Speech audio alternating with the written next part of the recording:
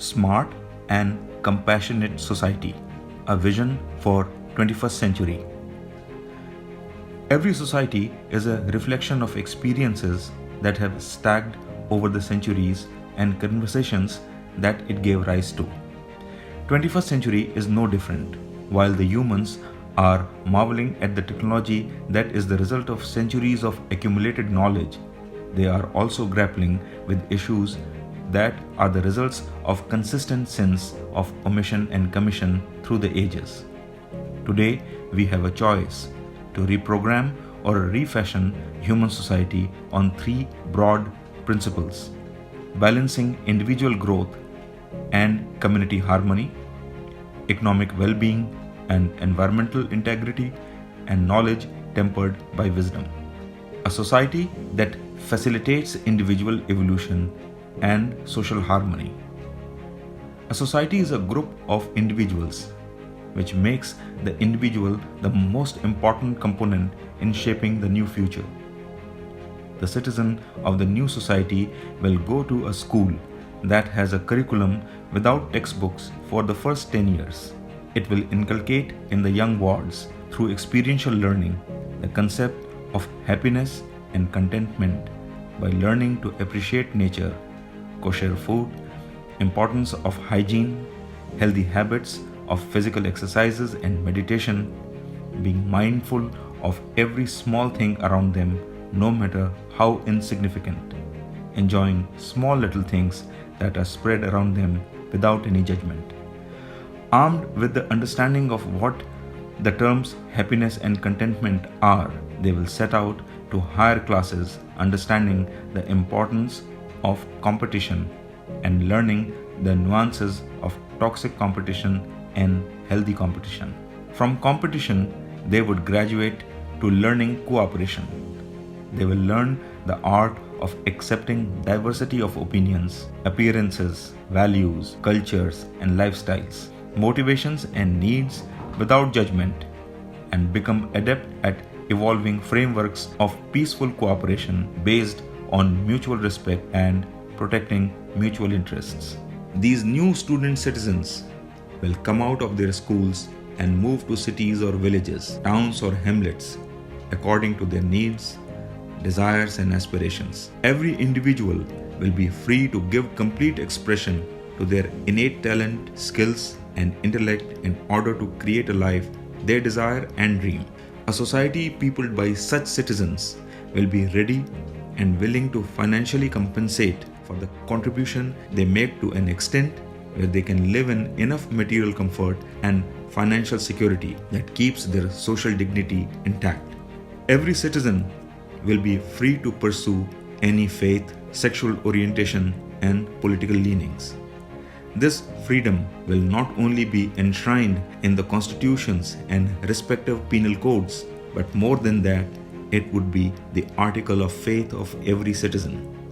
They will not tolerate each other, as tolerance is a concept that implies a kind of constraint where your animal impulse is straining on the leash just beneath the surface of civility. The new society will move from the place of acceptance, a mental state where there is no desire to change someone to fit to your own conception of good or bad, right or wrong. It would be a celebration of the other as a part of you without any judgment.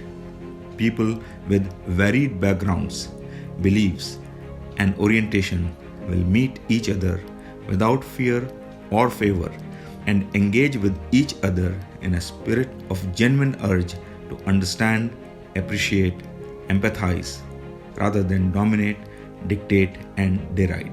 While the society will offer these guarantees to their citizens, the individual citizen on her part would also understand their place in the sun. The new citizen of the 21st century will be equally aware of her responsibilities as she would be of her rights. She would also, on her own accord, be aware that the rights are concomitant to responsibility and exist till the time responsibilities are shouldered. Every citizen would be self-motivated and self-driven to follow this maxim as their code of honor. Those citizens who move to big cities will be actually aware that the bigger the group, the bigger is the responsibility. They will be proud of being a mega city dweller and would willingly embrace their responsibilities as an urban citizen. They would marvel and be proud of the fact humans growing from a small band of hunter-gatherers are now living in a band of millions in an organized, functional and peaceful manner. These citizens will work tirelessly in making big cities a magnet of opportunities, cooperation and compassion.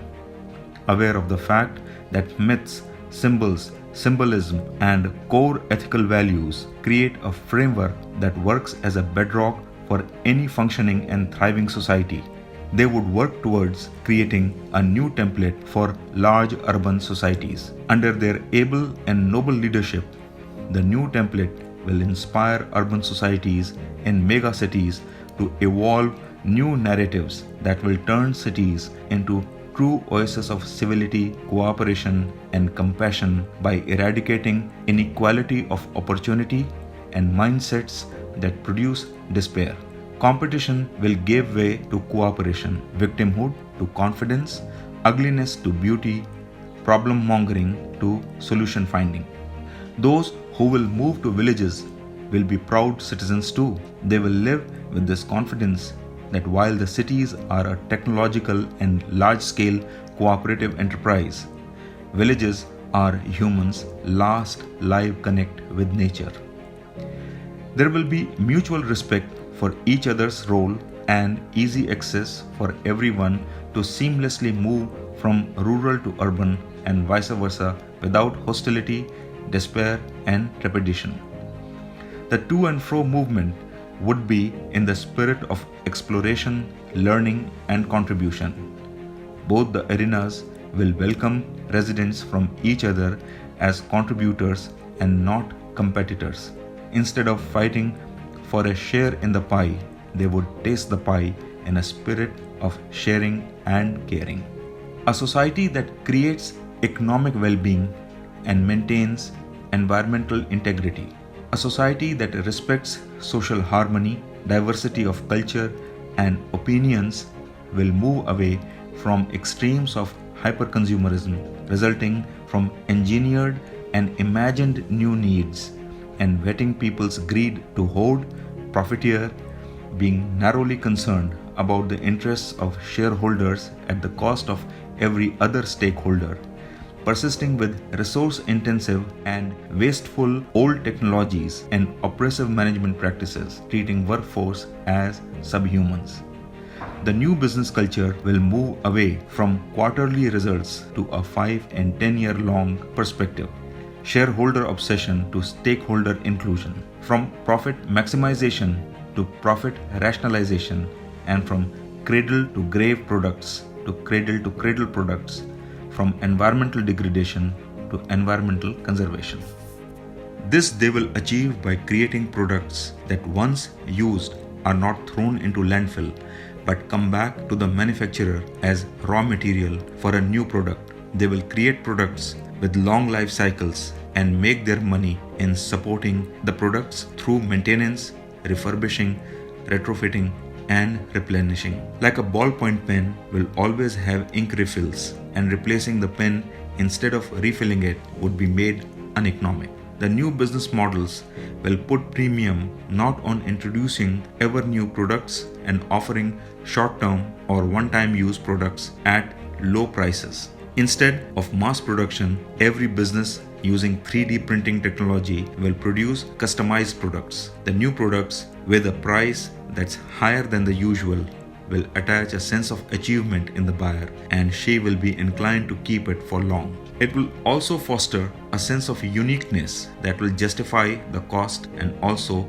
long-term ownership. The new business model will move away from the tyranny of quarterly results to looking at the business cycle in terms of natural rhythms of seasonal ebb and flow. With big data, granular personal data, and deep analysis, the new business will pinpoint next purchase cycle at an individual level in hyperlocal markets and prepare their production lines and sales targets accordingly. The business will incorporate sustainability practices from conception to conclusion by beginning to introduce sustainability into design thinking while starting a new business. Environmental protection will be at the heart of this design thinking. Every manufacturing, logistics, and service company will need to answer 3 questions. How much of our products can be recycled to produce new ones? Does our activities degrade the environment? Is the environment where we are starting our business already degraded?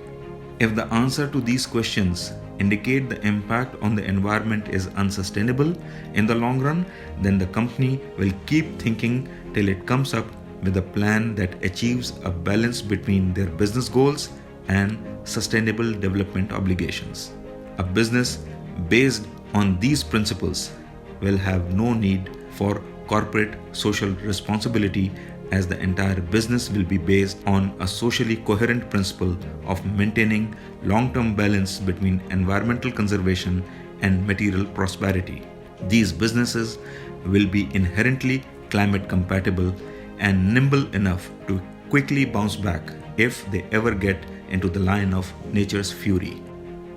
The consumers will also move away from mindless buying spree and stuffing their homes to a more aesthetic and decluttered life.